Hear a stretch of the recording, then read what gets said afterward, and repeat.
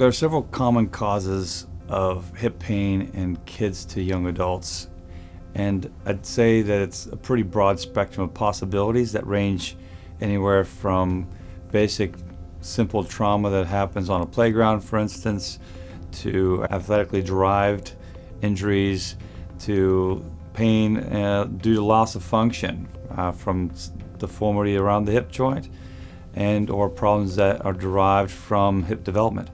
Certain sports that might be more likely for that could include martial arts, dancing at a high level in particular, butterfly hockey goalies classically, just basically any position or sport that requires you to maximally put your hip in motion and or, as we say, possibly in a ballistic fashion.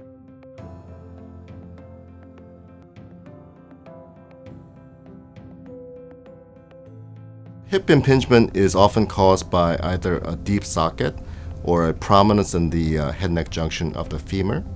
Often the symptoms include pain with prolonged sitting, pain with lunges, and sometimes if there's a damage in the joint, it could cause pain with running activity as well. If you were to have hip impingement, often it can be treated arthroscopically. It's often a day surgery, crutches for about 3 to 4 weeks, and then physical therapy.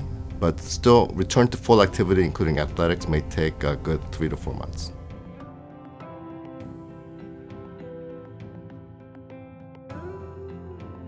Hip dysplasia is a condition where the ball on the top of the femur, the femoral head, and the socket in the hip joint, the acetabulum, are not in perfect alignment. It can present as early as a baby or even during the childhood. But hip dysplasia in older children or adolescents and even in young adults typically will present with pain. The pain is aggravated by activities like walking for a long time, standing for long periods, and of course, with sports activities.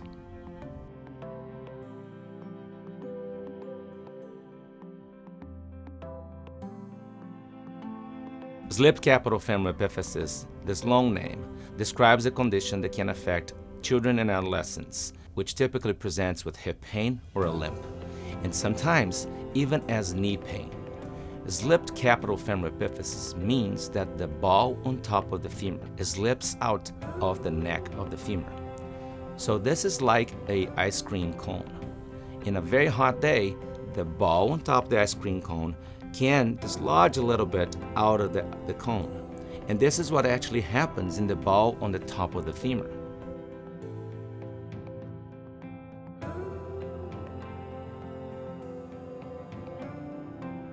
When we're seeing different types of athletes, we definitely do see some different injuries. Some overlap, obviously, but the performing artists will have a lot of labral tears and impingement issues. And the question is always, is it because their range of motion doesn't allow them to do what their sport is asking them to do? Or are they asking their hip to do too much that it anatomically doesn't need to be doing for any other aspect of their life? We do also see a lot of hip pain in hockey players due to the position, especially hockey goalies. And so there is a question of how did this develop, and is it because they played a lot of hockey at a young age? And some of the newer research is looking into that, and how can we prevent those injuries from occurring.